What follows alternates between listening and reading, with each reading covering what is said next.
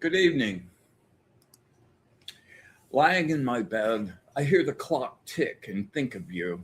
Caught up in circles, confusion is nothing new. Flashback, warm nights, almost left behind, suitcase of memories, time after time. Sometimes you picture me, I'm walking too far ahead. You're calling to me, I can't hear. Then you say, go slow, and I fall behind. The second hand unwinds. If you're lost, you can look, and you will find me time after time. If you fail, I will catch you. I'll be waiting time after time. After my picture fades and darkness has turned to gray, watching through windows, you're wondering if I'm okay. Secrets stolen from deep inside, and the drum beats out time. If you're lost, you can look and you will find me time after time, time after time. If you fail, if you fall, I will catch you. I'll be waiting time after time. So glad to see you. Glad you could join us this evening. Arnie, what's up, my brother? It'll be a fun one tonight, man. That's for sure. I'm excited. My friend Colin Walker's on the show tonight, and like I've been looking so forward to hanging out and having a cosmic conversation, and I think it will be all of that. Evelyn, good to see you. Kim Princess, good to see you. Jennifer McCormick, hey, hey, hey, hey, hey. Yeah, the whole family showing up. Of course they are. So just want to give a shout out to my sponsors, friedokra.tv. My good friend Ernie Mosteller, man, he's been here with me from day one, helping me keep the fires lit and things going. My other angel, Audrey Asciuto, with Audrey's Place, a really banging bed and breakfast here right on the Circle in Sebring. Heartfelt thanks to both of you. Appreciate you getting behind the mission. Yes, awesome. Okay.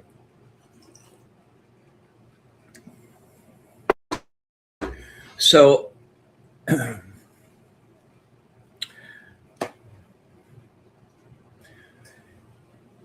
I've really debated on whether to talk about this or not, but I have been absolutely bombarded this week in my social media feeds with people just going off, man, just venting about the things that they're really mad about. This and this happening, that's happening.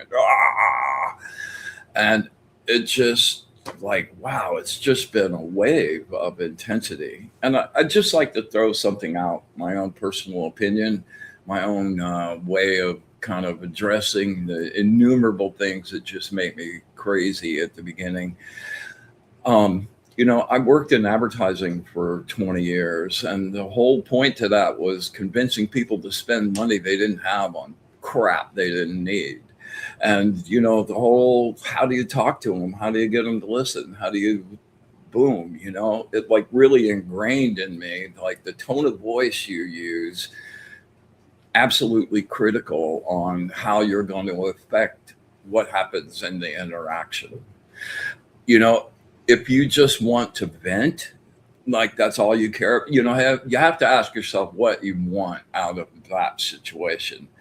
It's one, you can either just vent and blast, which is cool if you need to do that. Nobody's stopping you. But if you want to change somebody's mind, that's not the way to roll, man.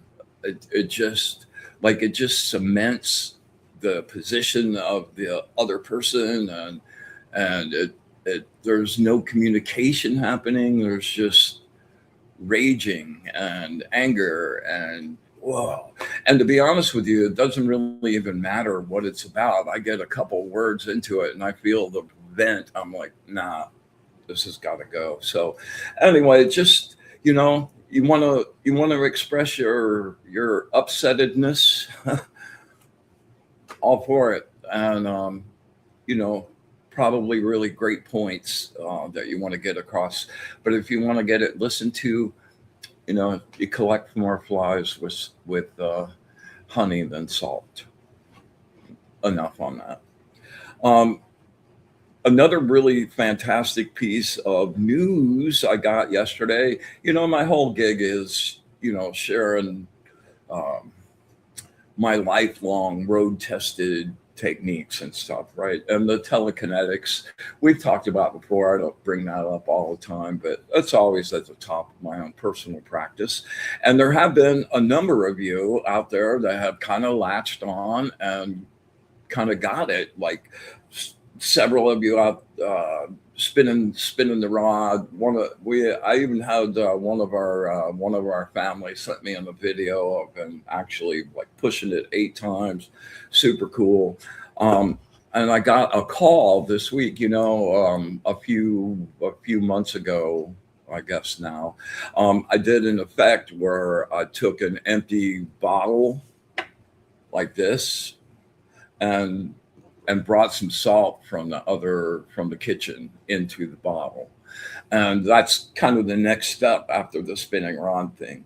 And man, they didn't they got in touch with me right after the show and asked a few questions, and I didn't hear anything about it. And usually what happens is that they try it a couple times and it's kind of hard, so they don't keep going. So I never really expect anyone to actually latch on and get it. I love it when it happens, but I'm throwing the seeds out. And this one grew a tree, and he called me yesterday and like, oh, I got it, I got it, I got it. He did the salt thing. He's ready to move on to the next little chunk in there, which is bringing that the salt was a solid. So the next one will be we're going to bring some liquid, and I'll do that on the show, but like not next week. I got my good friend, the spiral goddess Kelly Brickle on. Jennifer Rose, so happy to see you. And man, I can't give enough props to Jennifer. Like she's found just really amazing guests. That's how I connected to Colin and Jamie and a bunch of people that are really great people and great practitioners and super good. So, I always make it a point to catch her show, Embracing Infinity, on Friday, and, make sure she's on right after us on Monday nights with the Love Show. And always stick around for that too. So glad you could make it, Jennifer, and glad to see you. Charlene, what's up?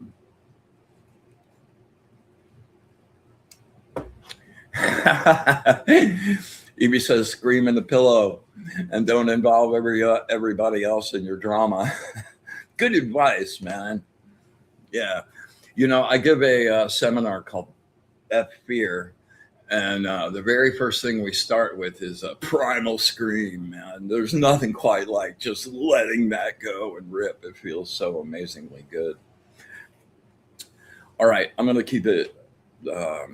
I'm gonna shut up now. Oh, by the way, I pulled 3 tarot cards. We're probably not going to do a lot of readings tonight. Maybe we'll get to one. We'll see how the time goes. But I think by the time me and Colin get rocking, was not going to leave a lot of time for that. So I wanted to make sure that I pulled like kind of like a group reading tonight. First card is the Fool. And this reading is hysterical because the Fool is represents you starting off on a whole new path. Maybe it's magic, some school thing you're learning, whatever it is. And you're just forging off with absolute faith that it's going to be really cool. You don't know how it's going to turn out, but you just know it's going to turn out good. And you start cruising ahead, right? The next card is the Magus of the Spirit, which is one of my my deck has three Magus cards. Anyway, the Spirit is about connecting to your higher self, your ally, and to really be going out there, which is like super appropriate. And the Magus is the teacher, following the Fool. And those cards follow each other in the deck too. And the last card is the Eight of Pentacles, which is the Apprentice card.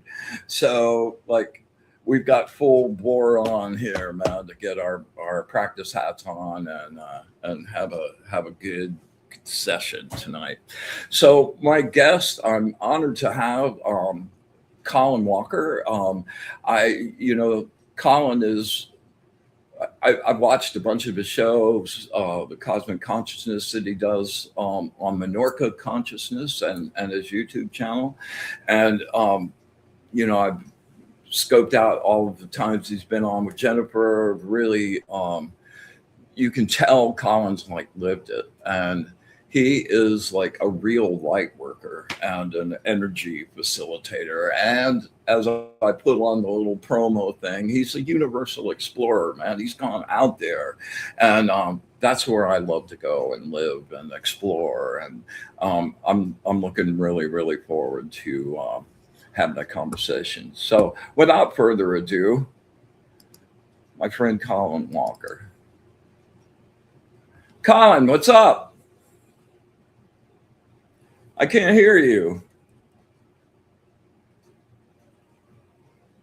I muted myself. Brian, how are you doing? There you go. I'm excellent. I'm excited about our conversation tonight, man. That's going to be really, really fun. I am. Seriously, thank you so much. I have been so looking forward to this one. So let's just dive right in. I have a question for you right off the bat. And this is just, I've been really thinking about this a lot.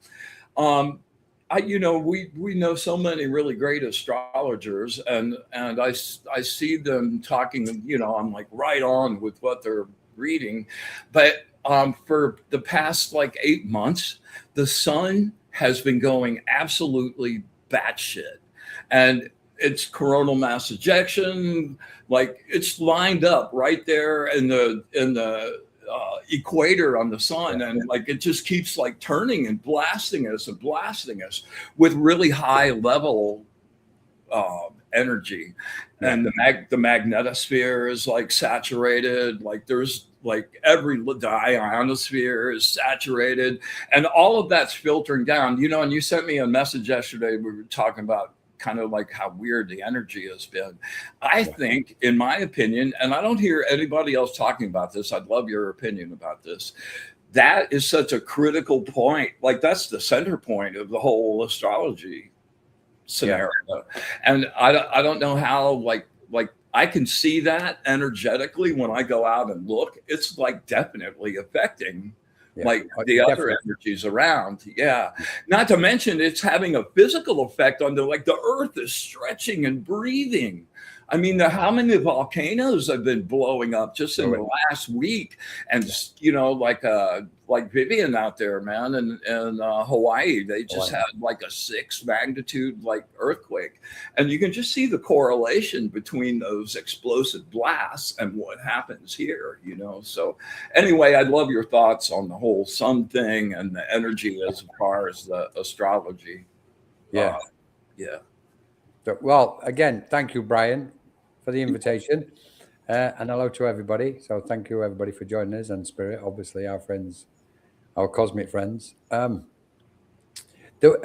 well, the way I perceive these aspects is we've got different planes active at the moment.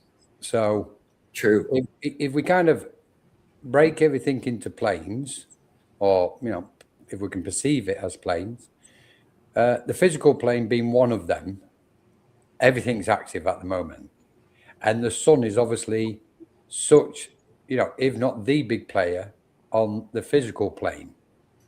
And of course, obviously, that's going to be bombarding us with photons, etc., high radiation High frequencies. radiation, yeah. And it's the change, isn't it? It's the shift. The shift is here. We're in the shift now, and we're seeing the physical shift and the consequences, or the action, if you like, if that's a better word, or the manifestation, and including the materialization of physical activity. And we're bombarded by that. The interesting part for me is we know we are so much more than the physical body. And we often view the physical body as this dense form, this heavy, dense form, which it's not. It's not. No, you're exactly right. We've really got to move beyond this perception of thinking the physical body is this dense, heavy vehicle. And it's a light. If anything, it's only got a form because we perceive it as a form. The physical body, there is no form to the physical body. We're giving it. We've condensed or diluted our consciousness down to the physical plane, and therefore we perceive a physical plane and a physical body. But as soon we know this, when we meditate, we go somewhere else. Our consciousness goes somewhere else. We go into that altered state of awareness, and we start perceiving reality different. So the physical plane is just one. And astrology, and I'm I'm sorry, I don't want to disturb any astrologists out there. Oh, go ahead. But we might do. Well, astrology is, we can put astrology with psychometry. They're reading physical objects, so they're reading the stars, which we perceive as physical objects. So therefore, it's psychometry. We're talking something a lot greater than the physical plane, and purer and higher higher frequencies of the cosmos. It's a cosmic shift. So going back to the original aspect of the planes, we can say we've got the astral planes, the ethereal planes, the spiritual planes, multi-dimensional aspects. We're running out of the stretch of our imagination to perceive what reality may be. Exactly. So therefore, we say to ourselves, okay, we are all things in every moment. And if the physical plane is active, and like you say, the volcanic activity, one thing quickly, Brian, what I wanted to mention is what I absolutely love is we're thawing out. We know we're still in the ice age. While we've got ice on the north and south poles, we are still in the ice age as far as I'm concerned. And they're receding. They've been receding for thousands, hundreds of thousands of years. And now they're receding even more. It's ironic, or it's interesting that as the poles melt and recede, the awakening is taking place. It's almost like we're thawing out in accordance with the vibrations of the poles melting. So there's this thermodynamic situation going on, and the sun is helping do that even more. And that's part of the awakening and the ascension and expansion of consciousness. They're all interlinked from the physical plane through to the astral, spiritual, etc., into those multidimensional. And we have a tendency to always look outside ourselves when we know everything's going on here. We're the cosmic being. Anyway, woof. Yes, absolutely. No, I keep going. I wasn't trying to cut. I was just agreeing wholeheartedly.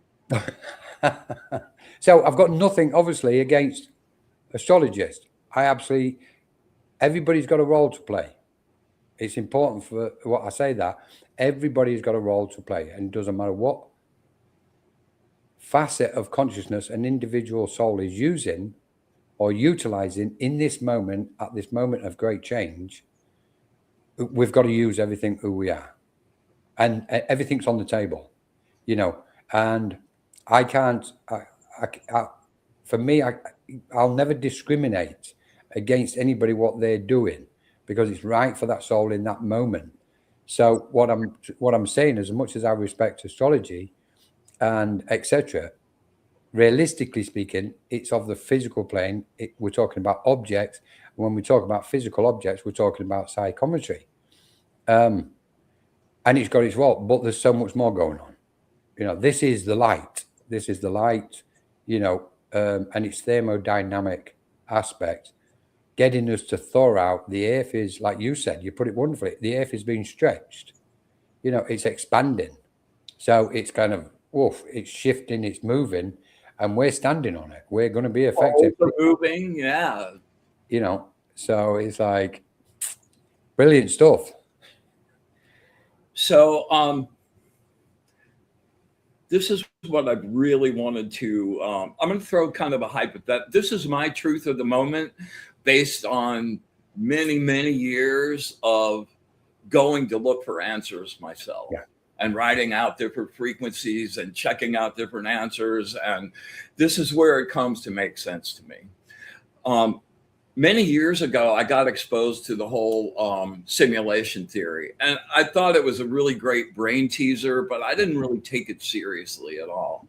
And then as the years started going by, people like Donald Hoffman and some of the other really great mathematicians, like, kind of took that premise on, proving it with mathematics, and it started making more sense on lots of different planes. And at some point, I guess it's about 10 years ago, I wanted to go find my creator. So where this all boiled down to is, in many of the metaphysical disciplines, let's use Kabbalah, for example, Ein Sof is the formless potential. And at some point, the light started considering itself and started creating things. Yeah. And each of those thoughts became a physical reality in that zone. So using that as a premise, and the premise that whatever you create on the astral inside your own universe, that's a reality. That has form and substance, almost like this reality has for us. And it made me realize, there's 6 billion people on the earth. No one is ever going to touch your personal universe in totality. If you think about from the moment you were born and you started receiving input and thinking, you're creating. We talk about this all the time. You're creating your own reality all the time. But not just reality here. You're creating all kinds of other realities as well. Yeah. Like people every conversation you've ever had, everything you've ever imagined, like people you've met, like all of those become your universe, which, if you think about the totality, especially people our age, that's a lot of universe. That's like an infinite universe in and of itself. And it occurred to me that, yes, as we are in fact all energetically connected at the moment with telepathic abilities as they are, I can't touch your universe. I can touch things out of your universe that you share with me, and those take on a form in my universe. So if you just extrapolate, okay, everything that's in your universe has started thinking about stuff independently on their own and creating their own universes. So for me, that was this aha, talk about multiverse. Yeah. Every being that's ever existed, they're the creators in their own universe. And that kind of blows me away. So any thoughts on that premise? Oh, beautiful, Brian. Absolutely beautiful. Because this is what it's about. Being the creators. I know it sounds, it can sound, and it can come across as egotistical or self-elevating when we refer to souls as creators, ourselves and others, humanity as creators. But to deny that is to deny that expanse of cosmic being, of who we are. And I totally agree. all thoughts, particles, atoms, emotions, wavelengths, frequencies, vibrations, you know, they're doing so much more than what the human eye can catch, you know, in this space, in this infinite space. In this frequency, yeah. You know, so I mean, on one level, we can say, wow, we can almost imagine it as a complete mess if you imagine some of our thoughts out there intermingling with everybody else's. But I'm a big believer in order in the cosmos. So everything is calculated with precise accuracy, as far as I'm concerned. So there's a perfection to the order of reality, and it's only our self-imposed limitations which prevent us from being aware of that. But as we go through this change, then the dance begins. This cosmic dance, this, you know, the orchestra's tuning in now and getting ready to play this beautiful symphony of a celestial, majestic nature. And what we're looking at is no limits, no more, no limits. When we're looking at the simulation, and somebody mentioned there, I think it was Jennifer, the illusions. What is an illusion? What is a simulation? You know, well, that is according to the mind, what creates that for themselves. So we're expanding outwards. You know, the telepathy, I totally agree. We're not at the stage at the moment where we can read everybody's thoughts in their entirety. But we're certainly moving towards that. We're definitely moving towards that. And just a side note, but an interesting note, if the mind is expanded to such a degree and clear and has the clarity of its own conscious awareness, it can know a person better than another person can know themselves, because it can see deeper into that individual, and it can see deeper into the inner vibrations and wavelengths of their consciousness. That's a fact. With objectivity, right? Yeah, no like emotional or ego. That's right. Yeah. And there's and I say that with total respect, because when a mind has got that capacity, it can't help but have respect. We're doing something similar, or we're seeing the start of that by the expanse of our psyche. That's why we've got psychics. You know, everybody's a psychic, and some people can sense more than others into an individual's auric field, so to speak. Well, when it comes to the shift, what's taking place, and as we expand further, then we're really going to be able to see what others are thinking on a deeper level.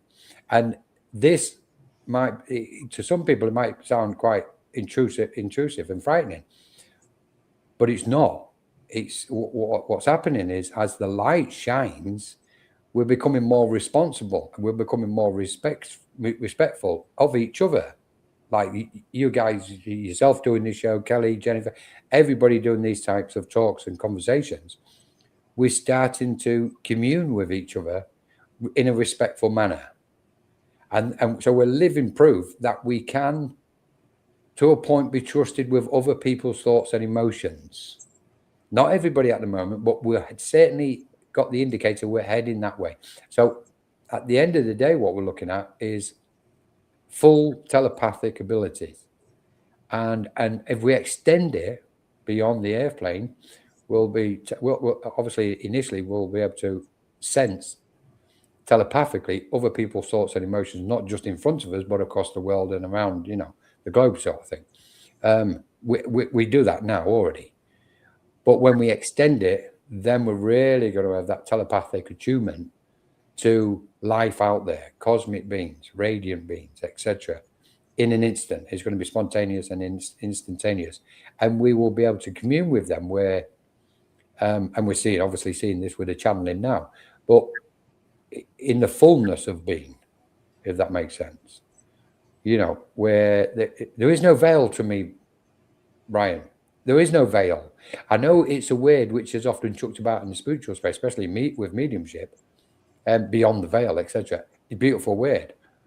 and I use it. I still use it, but realistically, the veil is a dense frequency of our own awareness. It's the edge of this frequency. Yes, Yeah. exactly. Once we dissolve that frequency, there is no veil because we've dissolved that so-called veil, and we see what's beyond. I mean, before I came on tonight, it's like spirit, cosmic beings, light, everything just stepped in half an hour before I, kind of clicked onto the link to come on. And I thought, okay, this is going to be a really good show. They really want to get some points across, I think, here. So amazing stuff, Brian. The angels always show up for this show with me too. And it's like, man, they get so loud. Oh, it's really great. I enjoy communing with them very, very much. They've been part of my life I really connected with the Shem HaMephorash, which is a system I use for my angel deck. The 72 names, angels are the names of God.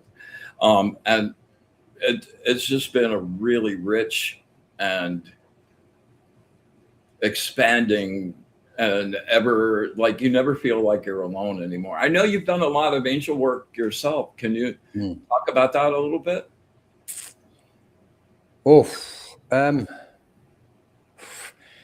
You've just caught me off guard there, Brian. Right, okay.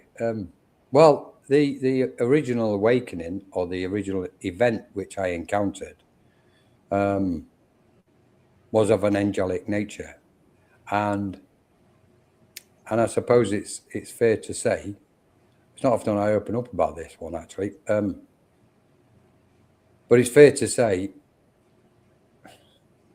the incomprehensibility of angelic presence is not as far away as what we think. No. We are.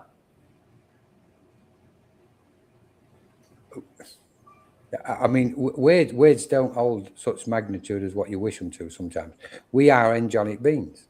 We are. And more. Well, we're absolute sparks of the source. Yeah, right. Nothing in between. We are the source. Yeah. That's why we're the creators in our universes. That's right. Because we take that, we're part, that's who we are. That's not an ego thing. That's self. No. That's not self-aggrandizement. That's self-awareness. That's true. This is 100% true.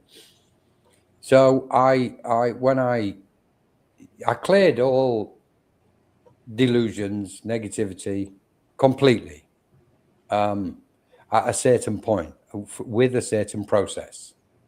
It wasn't. Sometimes I kind of find it funny because not funny, but sometimes I don't know whether I envy people who are having this steady awakening over a period of years rather than the sudden, explosive, complete one. That's been me. Which I encountered. Because in that, it's exceptionally difficult to withstand such a bombardment of energies when it takes place. And yet, once I'll call it review. Once the review is finished, all is clear. The mind is empty. It's not even got a letter in it, never mind a word or a thought. The mind is totally clear. It's complete clarity. And then it creates letters. Then it puts the letters into forms of words and creates words. Then it creates sentences. But in that initial process, then the presence of angelic beings was just abounding within and around me. And I want to say it's never left because it hasn't. But it's changed. The energies and vibration obviously has changed because change is constant. So we have to keep changing, obviously. And yet when we're talking about angelic beings or angels in their literal sense, then they are always very present. And we know this. We know that they are very present. And all we've got to do is peel the layers of our own delusions away. And we will see them very clearly. With ourselves, around us, and with others. We will see them very, very clearly. We'll also see different layers around people who we meet along the path. But we're blessed to be able to witness spontaneously the light in everybody else. That's, in effect, there's a message in this. When we see the light in everybody, it doesn't mean to say we're being foolish or gullible or lacking wisdom. What we're seeing, we're reversing the system which has conditioned us. And instead of seeing the negativity in somebody, we can be aware of that negativity, and we can be aware that there may be hurt and pain and suffering in another soul or around another soul who we meet. But if our spontaneous, immediate perception of another being is light, one of light, and we see them as a light being, and we see their soul as light, we can also secondary, in the periphery of our awareness, be aware that they may be carrying some hurt or pain, and maybe, which may be of a negative potential in it. But that's secondary. That's way down the line. The most important thing is that we see each other as lights now. And we know we can only do that when we see ourselves as that light, even though we will deny ourselves as light beings. And we will deny that because we won't want our ego to run away with us. So we'll suppress the thought that we are light beings, and we have to overcome and settle, either control the ego or manage the ego or dissolve the ego completely. And in our simple cosmic logic awareness of a frequency which is of a certain nature of beauty, then we can recognize ourselves as light beings and see each other as light beings. The issue on the planet at the moment is people are still not seeing each other as light beings. No. And that's what causes the divide and separation. Well, I think that, my show last week was on duality. And I think that's kind of the nature of the physical world. There's going to be that, it's that push. We talked about the yin yang symbol last week, the dark and the light. And that's such a great representation of the physical 3D world, because they don't exist without each other. They flow and change, and the proportions change, but those things are always there with each other. I don't know.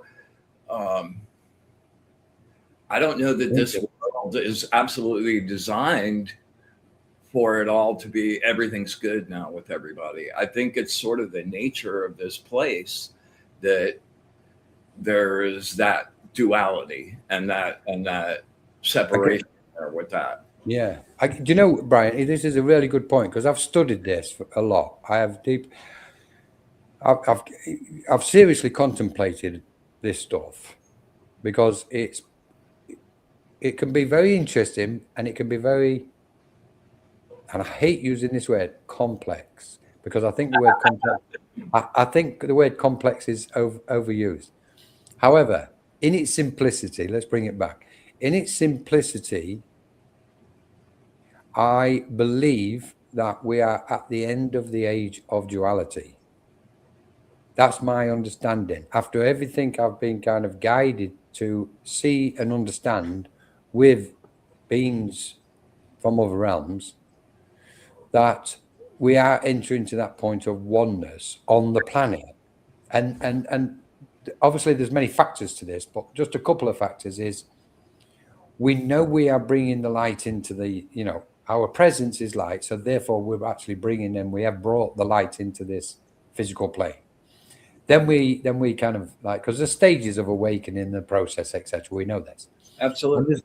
And there's a point when we get to where we generate that light.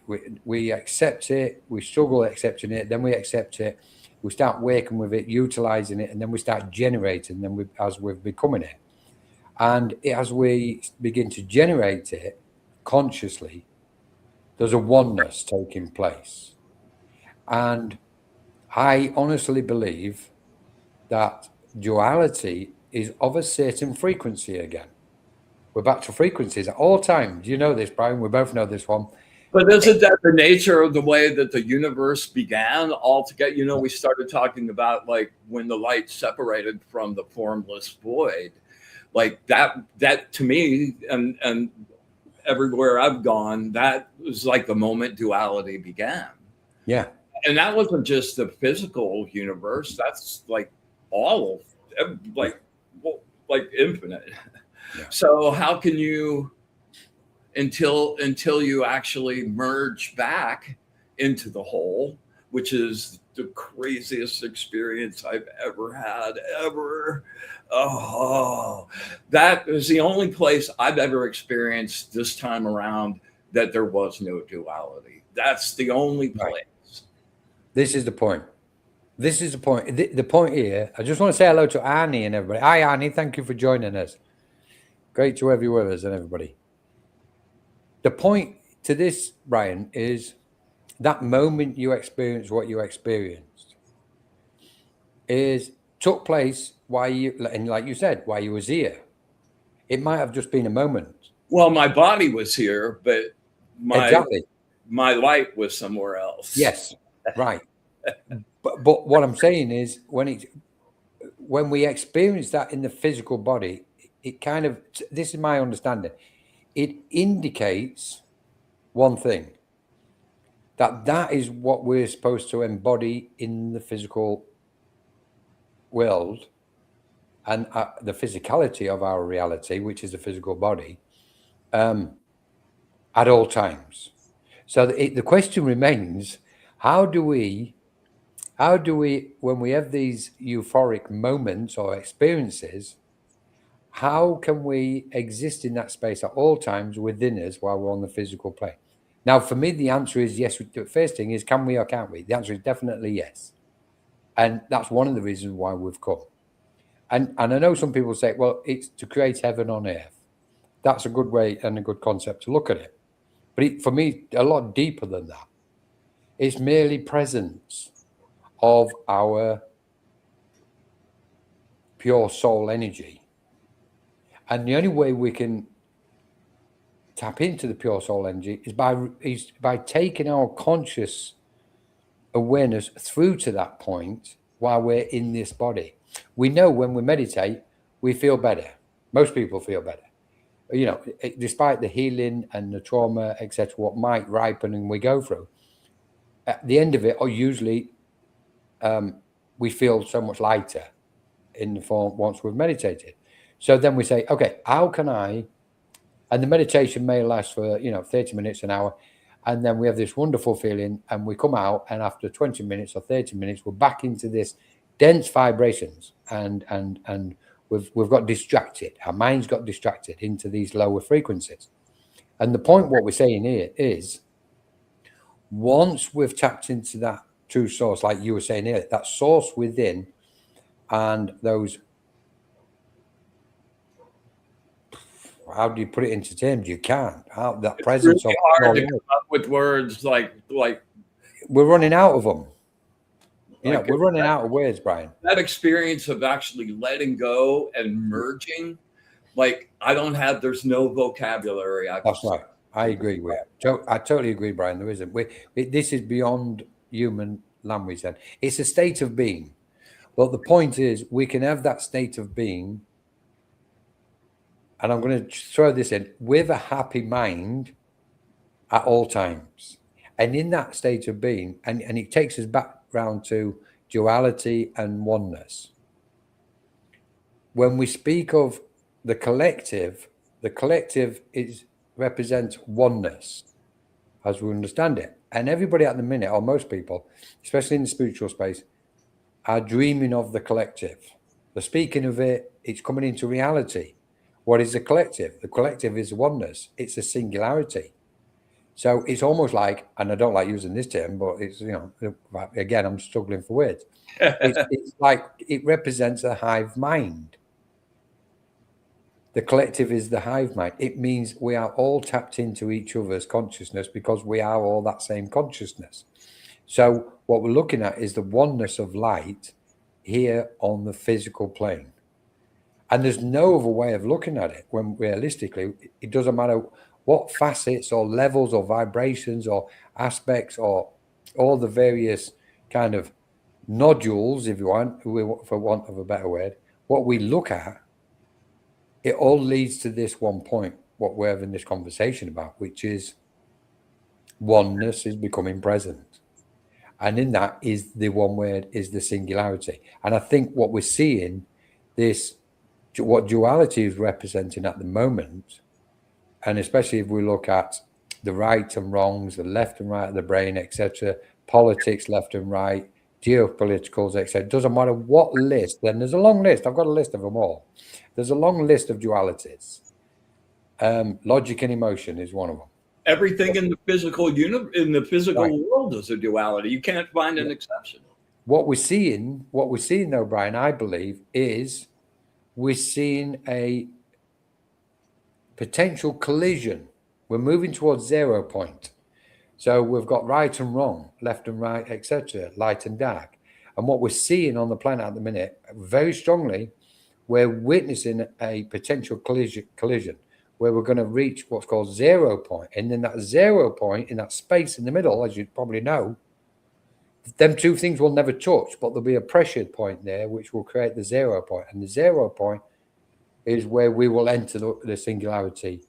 And I don't mean with AI, I mean the singularity of a cosmic state. Yes, exactly. So I've gone on a bit too much, but sorry. No, that was great. Absolutely. So my experience with this, like I've been astral traveling for a long, long time. And one of my favorite things to do is just to leave without looking for anywhere in particular. Just keep raising your vibration and how far, and there's no limit to your perception when you're in the astral state. So you can, like, I ride outside the earth and outside the planets and the galaxy and keep going and like the universes. And I found, like, without intentionally going there, I'm like in this light where everything's now still. And I got this voice that like went, just let go, which always scared the hell out of me because so many of the disciplines that I've like studied, you know, the ending is to release your ego and to merge back, which I like me. I don't want to let go of me.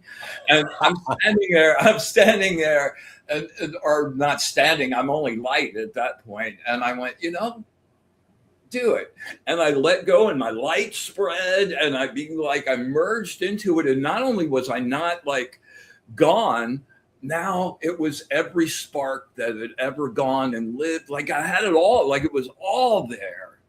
Oh, and like the word love, unconditional, any word that you use to describe that is so dim compared to that love. Oh, and I was really kind of sad to have, this happened about 8 months ago. And I was really kind of sad to come back.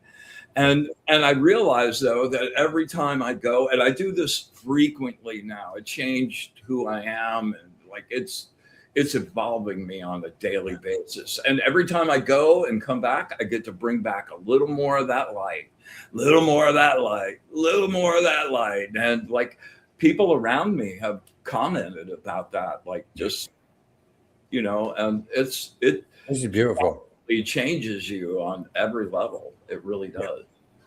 Yeah, absolutely. And everything became as complex and as infinite possibilities as there are.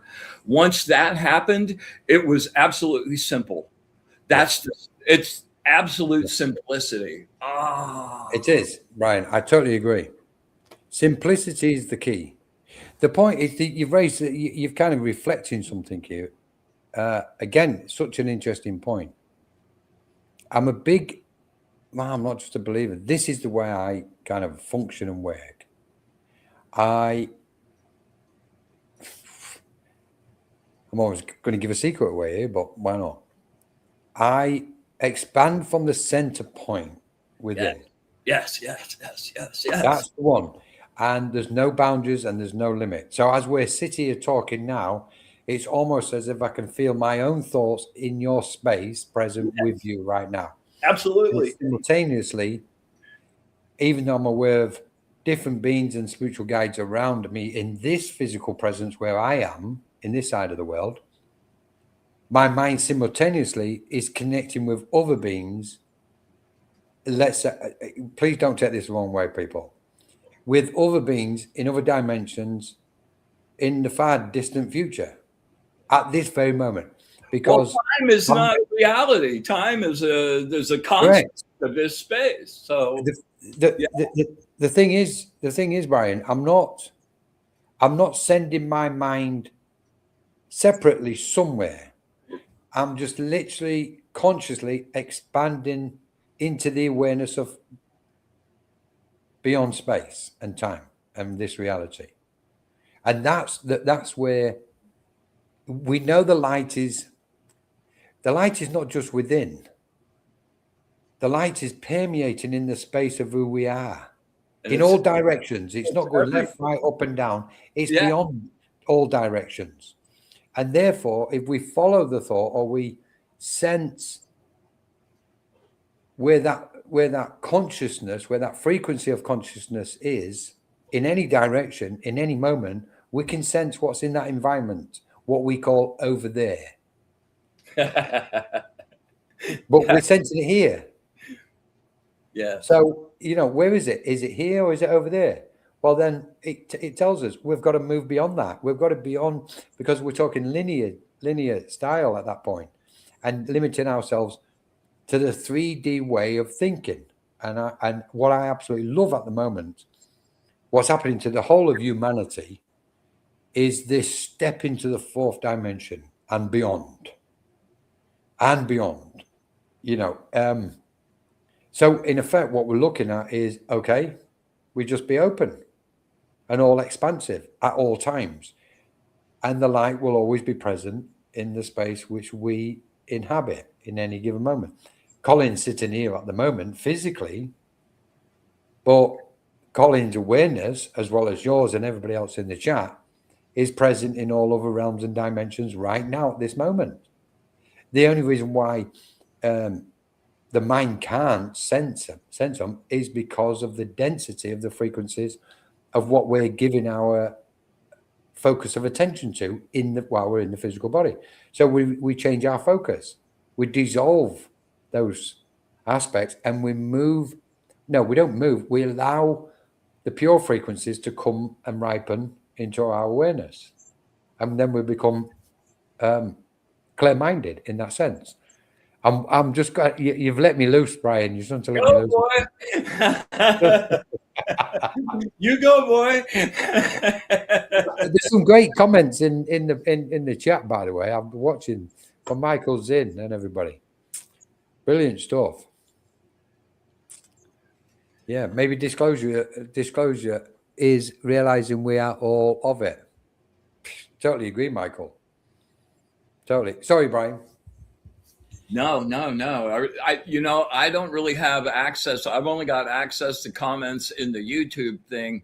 I see the little tiny thing. I think is, I don't know which. I think that's Instagram. Right, I've got you. Okay. Yeah. So if you see something, grab it, man. Like, go for it. Yeah. Well, there's a lot of people saying hello to us. Me and my shadow. I love that. Like Kim Princess. Evelyn's here. What's up, Mr. Zen? Oh, Dr. Zen, we meet again. Yeah. Jennifer McCormack. Jennifer Mack. Hi, Jennifer Mack. Lovely to see you and have you with us. Annie's here. Brilliant. Annie, thank you so much for joining us. And of course, Jennifer Rose. Beautiful Jennifer Rose and Charlene. There was a comment. Somebody put a comment. I love the one. This one, actually. Carol Johnson says, how do you protect against dark entities? First of all, if you're afraid of them, you're attracting them. So being fearless, number one, and emanating your light. They can't really deal with that at all, and I know there's different levels and intensities, and individual cases might need something else. But basically, if you're emanating a frequency of love and pure light and like no fear, you don't really have to worry about that. I think this is a very relevant question, Carol, especially during these times, because is it okay to throw something in here, Brian? Oh, go, please. Brilliant. Thank you. So I think it's very relevant. I think all spiritual circles should make sure their circles are protected and definitely ensure that all the attendees are protected by asking for those beautiful prayers of protection to beings of light, spiritual guides who abide, and I don't like saying this, but I'm going to use it in this term, on the higher vibrations of life and existence, on the higher vibrations. It's a must at this moment in time. We are under attack globally by negative forces. Clearly, we are. That's not just on the physical plane; it's happening definitely on the spiritual plane. The question is, how do we protect ourselves against it? Well, the first thing I would say is protect your mind. It's a must that we should protect our mind at all costs now because the change is here. So it's going to be getting very turbulent in the next couple of years, if it's not already, as we already know. And how do we protect our mind? To a degree, be mindful of any distractions, any dramas. I think it was Evelyn what said it earlier, about dramas. It's important we don't get involved in any dramas. And you mentioned it earlier at the beginning when you was in your introduction, Brian, about people just, ranting on your site. Yeah. And basically what they're doing is they're emanating that out. So I know it's a side note from the protection and dark energies, but that is also it's lacking responsibility of the individuals. We can't dump things on other people. We've got to take responsibility and clear our own garden and make sure our own garden is, free from any whatever. So dark entities or dark energies, you can imagine in its most simple form, Carol, placing a light around you as if you're in a bubble or a cocoon, etc., and just make it solid. Totally agree with what Brian said as well. No fear. Don't have any fear because fear will feed it. So smile. It's like the dinner bell. Yeah, I mean, I've had over the years many different types come flying in constantly. It's non-stop for me, and I can honestly say to you, most of the time, mischievous ones. So I'm kind of just have a bit of humor with them, and they realise they've got no chance, and they quickly leave, and think, oh, well, I've got no chance of disturbing his mind and him, so they're out of here. The other thing, though, they are the deeper ones, and I want to probably share this with people. Dark entities can never really get deep in through the auric field. Our energetic field, and a lot of people don't realize, is made of all the different elements, and it's made up of the elements for a reason, even metallic. And we have a metallic shield around us, which is very dense and strong and powerful when it's needed to come up. That negative energies can't get in. They can kind of tinker with our, in the periphery of our auric field, trying to distract us. Other ones can try and get in a bit further. Just laugh at them initially. Laughing is the greatest banishment ever. Exactly, Brian. And the other thing is, it's important to say when we're talking about dark forces and dark energies, what we're looking at are souls of light. They are still souls and they are still lights, and they've just got different circumstances and energies and conditions around them. Generally speaking, from the experiences which they've encountered on their spiritual journey throughout evolution, not just in this lifetime, in others. And that those mental and emotional energies that have now manifested around them and created a density around the light of their soul, which they are no longer in control of. So they need total compassion and respect, and support. We actually often do rescue circles, to be honest, because I know there's many souls what really at the minute they know there's a shift, not just on the earth, but like we said, on the spirit planes, and they're trying to get to those higher planes of existence, into the light, to be with their family and friends. So there's a lot going on in this question, Carol. But yeah, protect your mind, keep your energies clear, don't get too distracted, don't get drawn into dramas, and keep smiling and feeling the joy of your life. And Turn your light up, like Brian says, blast your light up. And understand the thoughts that you're thinking in your head. You may not be saying them outside, but the thoughts going on inside your head are the things that are generating the frequency that you emit. Yeah. So, you hear that all the time. What you think you become, your thoughts are creating reality, but that's absolutely true. And if you're thinking about the source, negs aren't going to show up. Yeah. It's interesting, isn't it, Brian? Because this is what we're dealing with. We're dealing with these, going back to the original thing, the different planes. It's, it's like we're on the physical plane, we can see what appears to be evil roaming the planet, creating wars, etc., doing horrendous things at the minute.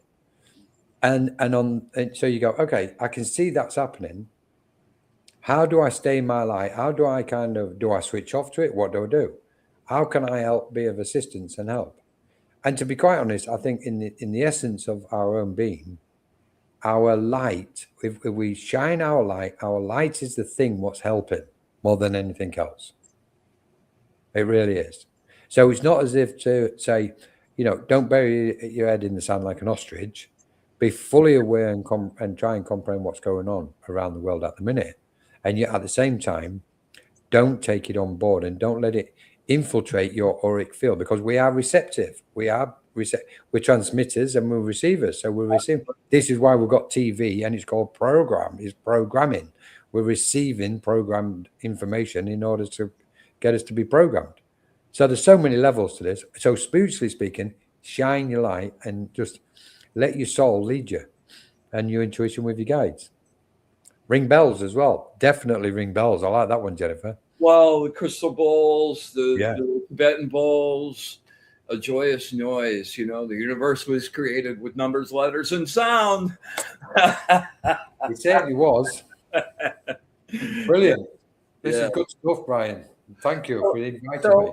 I think I have time to touch on one more thing. Well, I've got three things. Let's see which one.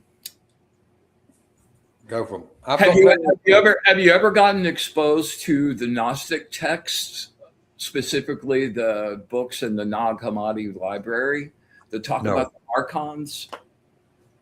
Okay, archons, etc. I sort of wrote that off at first, but as I've gotten into it and done my own traveling with that, it makes so much sense, on every single level.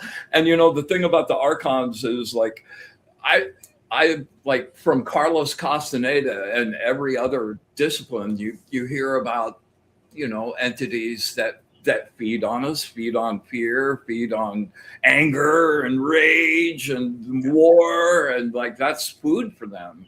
And it's not like a malicious attack. That's how they're farming. And the archons which are attached to the planets, curiously enough, are, they're not allowed to actually touch you or cause you harm, but they whisper in your head and make it sound like their voice, or your voice rather, and whisper influence and push in those directions. And it might be an interesting, there's one book in particular called The Apocrypha of John that you might find really, really interesting. I would love to have a conversation about that with you, by the way. Let's do it. Let's do it, Brian. That would be a great. I think we can safely say, some people would have heard this previously. Some maybe not. What we've done is, this is my understanding of a certain aspect regarding this, subject. What's happened is they've tried, there's been a group of people, or there's been a specific energy tried to influence the minds of humanity over centuries, if not millennia. And of course, it's feeding off the fear energy, because it's always constantly fear. Constantly. It's like the television, and it's like the news will come on, and 99%, 95% is all bad news. It's all negative. It's all blah blah blah, and it's all deceit and lies anyway. And then they put this, it's about to happen. Like, oh, yeah, exactly. And they put this little bit of this emotion just to trigger our emotions at the end. Oh, but on a lighter note, somebody's been rescued from such and such. It's a wonderful story. It's like, okay, guys, this is all mental manipulation and energetic manipulation. So then they've created these conditions around the world on top of that, and created the system where humanity, what they wish they could control, to fall into line and turn into these robots where, this feeding this energy. And what's happened is it's fed the mental and emotional frequencies that have been fed into the etheric grid. And they've been feeding off the etheric grid and the fear and negativity, what's in the etheric grid, for centuries. Well, strange enough, due to this awakening, the etheric grid is now getting cleared and becoming filled with light. And they hate it because they're running out of their source of, we'll call it food for a minute. And it's running out their source, what can help them maintain their control and over humanity. So what they're doing at the minute is lashing out, and they're going to lash out a lot more as the more people awaken and start turning the lights up, literally, and go through the healing process, dissolve all the hurt and pain, etc. Then that's it. The auric field starts shining very brightly. That feeds into the etheric grid, and the etheric grid then infects others around the world, and we've got this kind of cycle of awakenings taking place now, and there's an acceleration process to it. So the more that takes place, we can expect more lashing out over the next 2 or 3 years.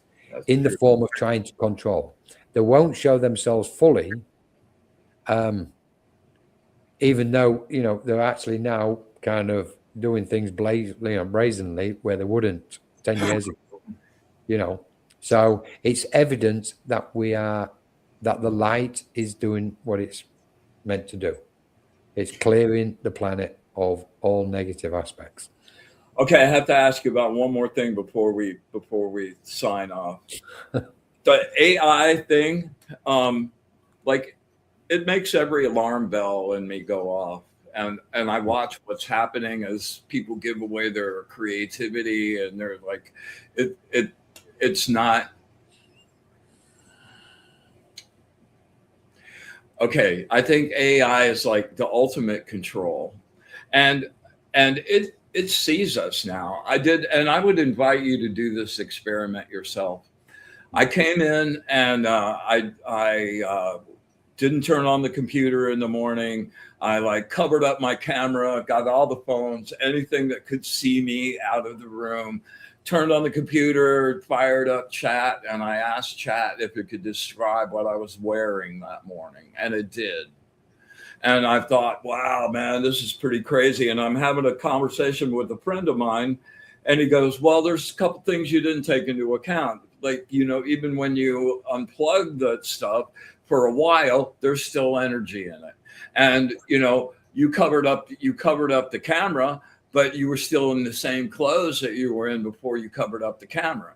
So I repeated that experiment, and I unplugged the backup battery. This is when I went to bed that night. And I took everything out of the backup. I just turned all of it off. I came in the next morning, phones, everything in another room. I covered up the camera, and I went and changed clothes. And it still told me what I was wearing, including the necklace. Okay, it's reading the field around me. What the hell is, and that oh man, that's like the ultimate intrusion. It's yeah. And that's as I look 3 or 4 years ahead, I always love to keep it's going to be really great. It's going to work out really good. But you look at the degree and the speed with which we're developing these tools, yeah. Nobody has any empirical experience with. Yeah. Well, and they're just forging ahead to make as much money as they can, and that tool is like it seems to me like that's the ultimate control device. Right. It is because Well, the first thing is very interesting. They are reading the wavelengths of the environment we're inhabiting at the moment. So let's say all electrical equipment, and it doesn't matter what electrical equipment is in the space. I believe whether it's on or off, it's irrelevant. It's picking up the frequencies, it's picking up the motion, it's got motion sensors, and it can create an image by certain frequencies of where we are in our home now, even if everything is off. It's reading all the wavelengths in the space, but it's also going deeper in. It's also reading and picking up our thoughts to a certain point now. So it's really got deeper into our personal space. Yeah. So that's one aspect. When we look at some of the towers around, especially in cities and towns, etc., they're just permeating frequencies at all times. Low density, infrared wavelengths, sensing that they're doing two things. They're receiving signals of our motion, our movement, and so they can kind of generate where we are at any given moment. And they're also transmitting signals, and we know this, that they've now managed to penetrate, I think it was up to 1 millimeter inside the skin, and with 6G, that was with 5G, or 5 millimeters inside. I'm not sure. No, I think it's 1 millimeter or couple. Inside, it can penetrate inside the body.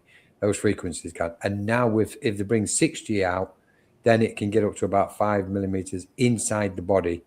And 5G was designed as a weapon. Yeah, that's right. And those waves, there's so much research showing the genetic effects, the physical effects, the hormone levels in men and women, testosterone through the basement, all kinds of and genetic crazy little defects and things that happen. Like it's so intense. Well, I painted my bedroom with EMF blocking paint. Right. Brilliant. Just so I can have, at least when I'm sleeping and I'm most in receptive mode, at least there I can be in kind of my own Faraday cage. Faraday cage. Yeah. Well, I mean, I don't know about you, but a lot of places in the West, that's why they took the lead out of paints, because it was protecting, painting the room with lead paint. Right. Well, you're helping create a Faraday cage. So it's like, okay, you can't have that. Right. Anything. But just quickly go into that last point, Brian. I know it's very tempting for a lot of people to use AI, and I'm seeing massive amounts of posts out there at the minute with AI on it. And I know some people go, well, it's quicker, it's easier. Yeah, I'm still very much on the borderline. Well, we may as well just throw it out there. If we are not careful, they will use AI and any other means to eradicate the human species. I couldn't agree more. That's a very viable option. It's not the option. There's still other things happening, but to not consider that is like use the other thing that just horrifies me is people using Chat and Claude for their spiritual advice. Yeah. And I did an experiment with Chat where, I'm big into numbers. That's what was my first thing. I've been doing that for 50 years. So I asked it to do a Pythagorean numerology chart for me, and it got it wrong twice. Yeah, of course. So you're getting all of this information that, if I didn't know, I would have just assumed that was right. Yeah, it's so important. I think you've raised an exceptional point here, Brian. It is so very important that we become as authentic sovereign beings as we possibly can, because in that authenticity is the awareness to be respectful in a spiritual manner to not just to ourselves, but to all other beings, or everybody else who we come in contact with. If people in the spiritual space try and take shortcuts, they're actually aiding and abetting their own self-destruction, including, the children and the grandchildren, if they're not cautious of what they're doing. So that authenticity is all important. And the other thing which I would like to say, which I'm being impressed on right now as we're speaking, was with spirit around us. We've seriously got to remove whatever we're carrying as quickly as we possibly can at this minute. What no longer serves us, as they say. Remove it as quickly. You mean us personally, right? Yes. Okay. Yeah. Because that's the one thing as a collective, we need to get to a certain frequency in order to stop the direction this could be potentially going in.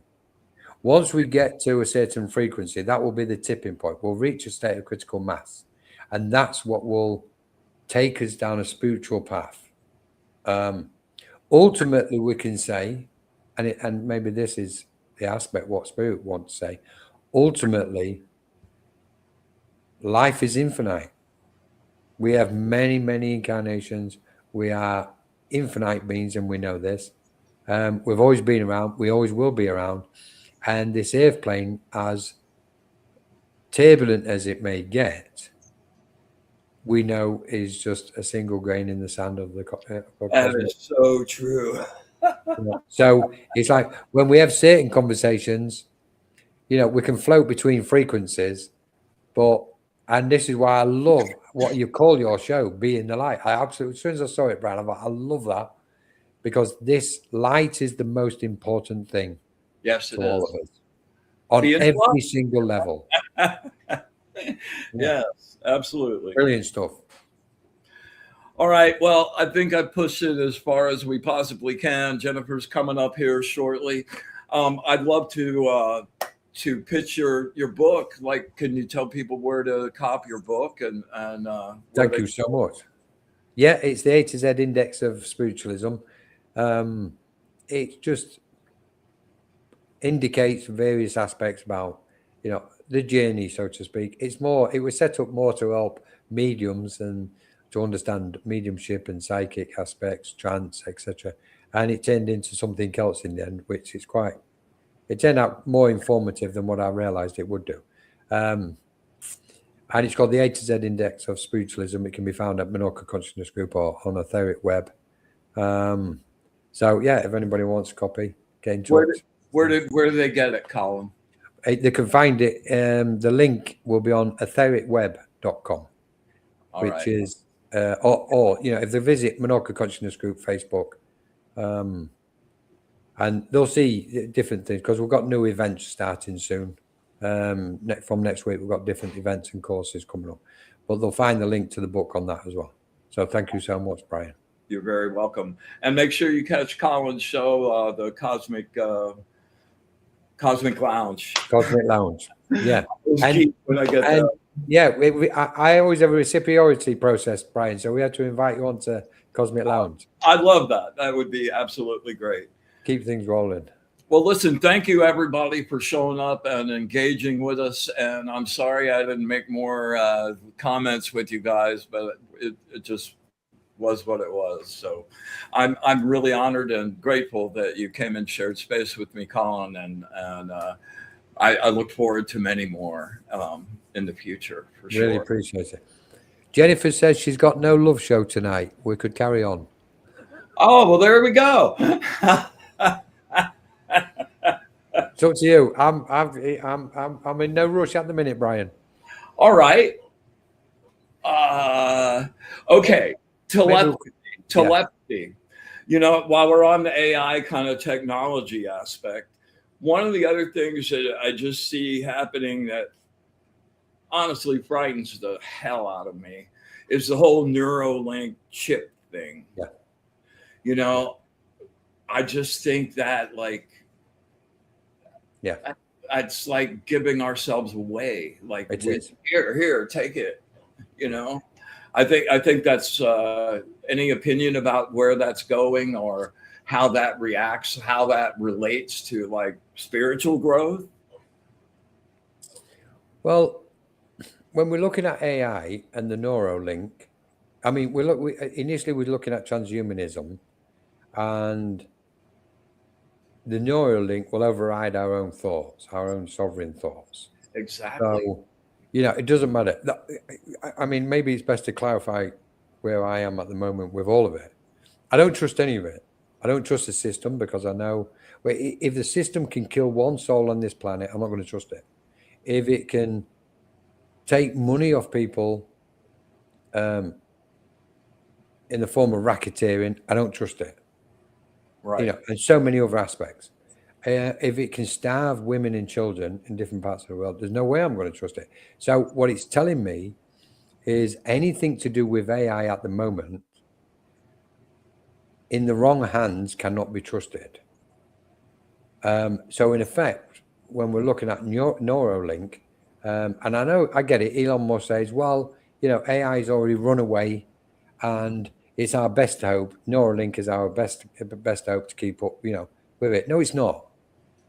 No, it's not. It's like get a grip of AI and allow humanity to continue to expand and ascend, because we are only just realizing now that the expansion of our own consciousness is happening right now. Right. And the potential for not just human growth, but the potential to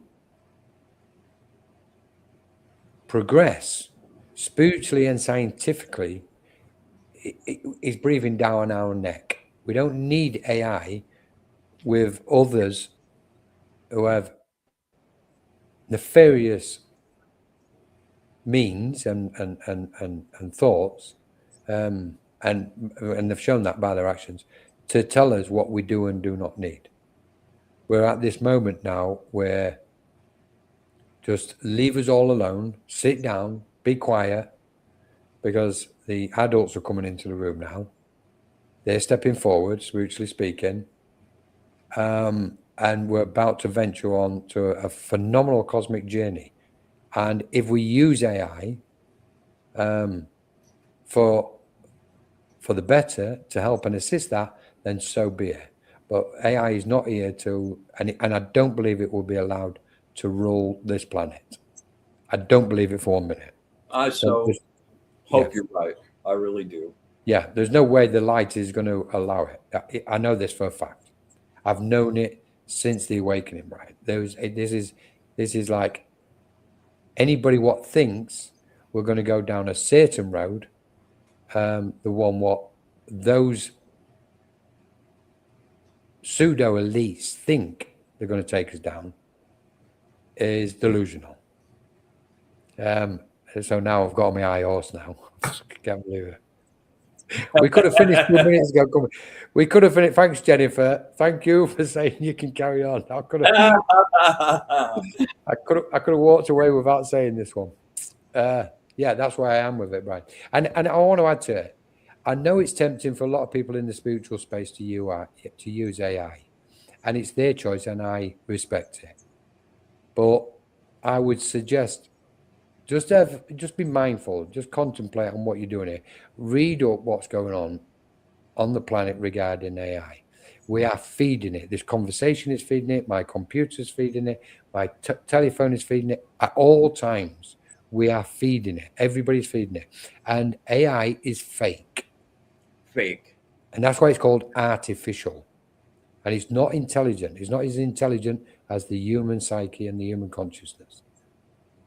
And it's only as intelligent as humanity allows it and feeds it to be. So we can stop it. It's not about stopping it. We can utilize it. I'm all for science. I love the future, exceptionally. Woof. Right. Cut me out. You need to cut in sometimes. Well, I will. I'll make one more point and then we'll let him go.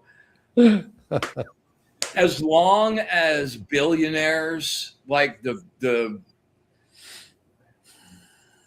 the thing they're going after is whoever runs AI will run the world and everybody has to pay to be able to use their service. Like it's so about money right now. And you look at Sam Altman and all these guys that are like pushing and pushing and pushing, even as they're saying, well, we don't know exactly what's going to happen. Yeah. Oh, great. Let's just fuck around with like the extinction of the planet and like, but maybe it'll work out. Yeah, that's right. Yeah. So it's like, it's just, it's an interesting time in which we live. It certainly is. And the thing is, when I look at these aspects, Brian, I mean, with respect, when you've got these people on the planet what are worth hundreds of billions, and you've got, I mean, we've just come back from Egypt. We was in Egypt last month. And the way people are living in Egypt, talk about duality and polarities. Right. And you go, no, absolutely. By anybody's book, anybody with a conscience or an ounce or a grain of conscience, it's incorrect. It's totally absurd. And they cannot take, and this is a message, if any of them was listening to this show now, the message I would say to them is conscience is the thing we meet at the point of our transition. That's the one what we face, conscience. That's the one which is weighed on the scales, and that determines the direction we go in when we step out of the body. And if our conscience weighs the slightest bit heavier than what it should, we go in a certain direction which we don't want to go in. And this is not using fear. This is looking at truth and logic and spiritual knowledge as I understand it. So anybody, anywhere, this is the time to kind of sort your conscience out. Could not have said it better. Because they don't want to be going where I know and I have experienced certain realms, and they're okay laughing and joking, sitting on their $500 million yachts, thinking that it's okay, while the world is in a complete mess. And take their transition in this moment, their conscience is going to be weighed. And I'm saying that with respect for them, because I wish the whole of humanity well and every soul on the planet well. So I'm shutting up now on that one. All right. Well, we'll cut it off there and put this on for part 2 coming up. We'll do something again soon. Thank you so much for spending time. I always love having my brain stretched when I get to hear you talk, and just appreciate you and what you're putting out there more than I can possibly tell you. Same here, Brian. Good night, everybody. We love you very much. And yes. We do. We'll love you all. See you next week. Thank you so much, Brian. Great stuff.